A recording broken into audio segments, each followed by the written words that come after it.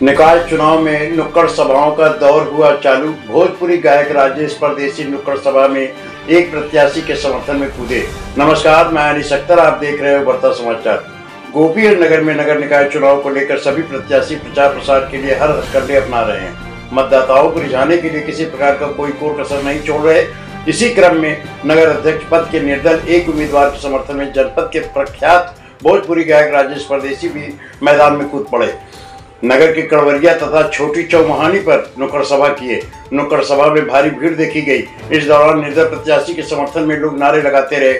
वहीं प्रत्याशी परिवारवाद और तानाशाही को समाप्त करने की बात लोगों से कहते रहे और अपने पक्ष में वोट डालने की अपील की। नमस्कार, मैं अनिश अख्तर, आप देख रहे हो बर्ता समाचार। चूंकि मैं कहीं लंदन से नहीं आया हूँ, मैं भी इसी नगर से बिलोंग करता हूँ और हमने 5 साल देखा है कि जब नगर पालिका परिषद के चेयरमैन साहब से मिलने के लिए जाया जाता है तो वहाँ से बताया जाता है कि अभी जो है बाबूजी छत पे सो रहे हैं, कभी आराम कर रहे हैं, कभी ये कर रहे हैं।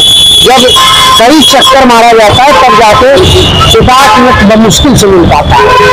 तो 5 साल में मैं खुद ही 25 चक्कर मार चुका हूँ। तो आप सोचिए कि ठेले वाले, छोटे दुकानदार, गरीब तबके के लोग कितना चक्कर मारते होंगे। और इसलिए हमने जो है परिवर्तन के पक्ष में जो है गीत गाया है, क्योंकि जितेंद्र गुप्ता जो है 24 घंटा जो है लोगों की सेवा में तैयार रहते हैं। इसलिए हमने भी लोगों से निवेदन किया है कि जो है परिवर्तन करके एक ऐसे व्यक्ति को जिताएं जो आधी रात को भी आपके सुरक्षित में आपके सम्मुख खड़ा मिले। देखिए कारण तो बहुत है, एक कारण हो तो बताया जाए।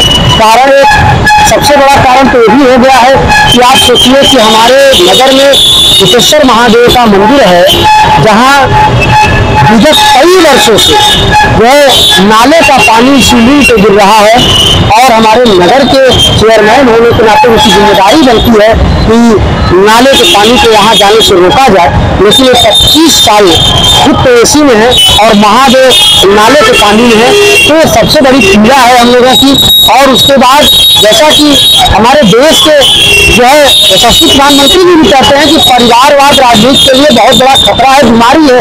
परिवारवाद को जो है जल्दी से जल्दी मिटा दिया जाना चाहिए।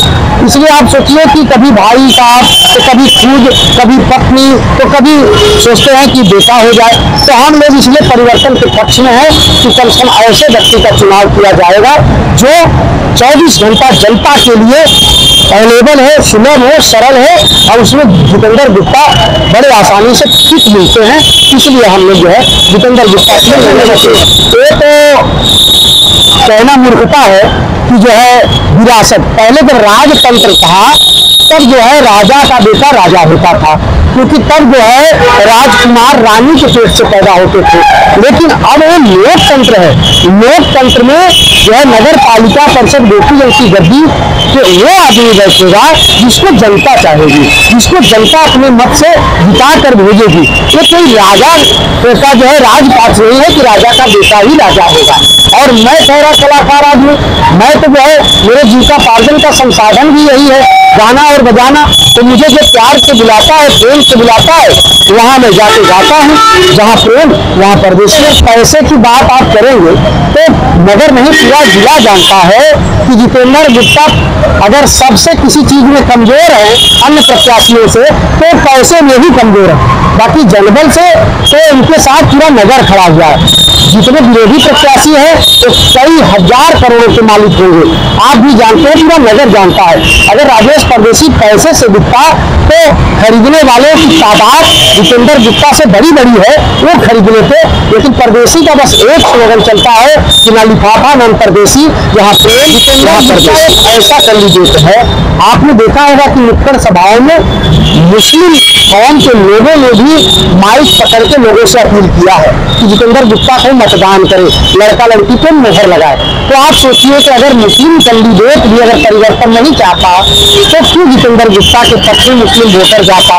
तो वो भी चाहते हैं कि परिवारवाद खत्म हो और नगर में एक ऐसा जनसेवक चुन के आए जो आधी रात को हिंदू हो चाहे मुसलमान हो, मंदिर हो चाहे मस्जिद हो, जहां से बुलावा आए तो 24 घंटा कंधे से कंधा मिला के खड़ा रहे और उसमें जितेंद्र गुप्ता